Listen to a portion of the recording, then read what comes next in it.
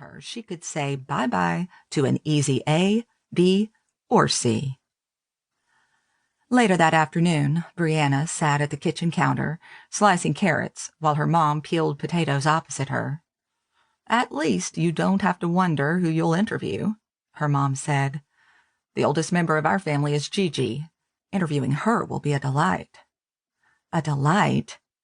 Brianna loved her great-grandmother, but spending hours listening to a 98-year-old woman talk about the past didn't sound like much fun to her. If only she could have gone away to a university in another city like several of her friends. They got to do what they wanted, go where they wanted, study when they wanted. If only she wasn't stuck living at home with her parents, Mrs. Thrifty and Mr. Practicality. Her mom took the prepared potatoes and placed them into the pot on the stove. "Would you like me to call Grandma, set up a time for you to meet? This doesn't sound like a project you can put off. An early start will serve you well." "Fine." The look her mom sent her wasn't all that dissimilar to the one Adam had given her that morning, and it made her want to grind her teeth. Who were they to judge her? She had a right to her opinions, to her likes and dislikes. It's not fair, none of it. It would serve her parents right if she failed everything. All that tuition, all those fees and textbooks, wasted. She could bail on her classes and just hang with friends until another semester was over. Only all of her friends were in college or had jobs. Nobody would be free to hang with her.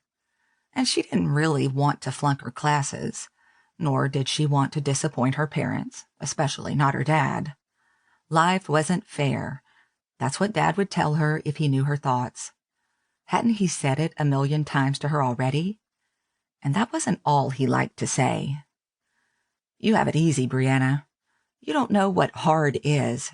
Your parents aren't rich, but you've never spent a winter's night without heat. You've never known real hunger. You've never had to do without any real need, and not very many wants either. I love you to death, Brianna, but I'm afraid you and your whole generation have been spoiled." "If you keep frowning like that," her mom said, intruding on her thoughts, "you're going to get a horrid crease in the middle of your forehead." She sighed. "I can't do anything right." "Oh, sweetheart, what a thing to say." Brianna got up from the kitchen stool. "I'll call Gigi. I might as well get started, like you said." Her mom smiled as she returned to chopping more vegetables for the stew. Chapter 2.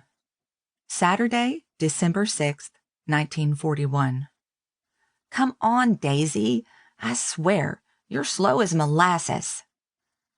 Daisy Abbott turned her attention from the downtown department store window to her older sister, who'd stopped near the entrance. Lillian gave her an impatient look. "Are you coming or not?" "I'm coming." Lillian pushed open the door and stepped inside. Daisy followed right behind her. She was thankful for the warmth awaiting them after the bitter cold of outdoors and paused long enough to enjoy it. The store was busy on this first Saturday in December. Other Christmas shoppers moved about the aisles, and the air was richly scented with perfume from a display to their right. Daisy sneezed into her gloved hand. "Let's get away from here." She sneezed again. Her sister released a sound of exasperation. Lillian loved perfume, but she had to know Daisy wouldn't stop sneezing until they were well away from the fragrance counter. With a slight toss of her head, she hurried down an aisle. "Why are we here?" Daisy asked as she trailed behind. "We bought everything on your list already." "Not everything. I still have to get Brandon's gift." As usual, Daisy's heart skipped a beat at the sound of Brandon's name. He was coming home on leave for Christmas, but of course he wasn't coming home to see her.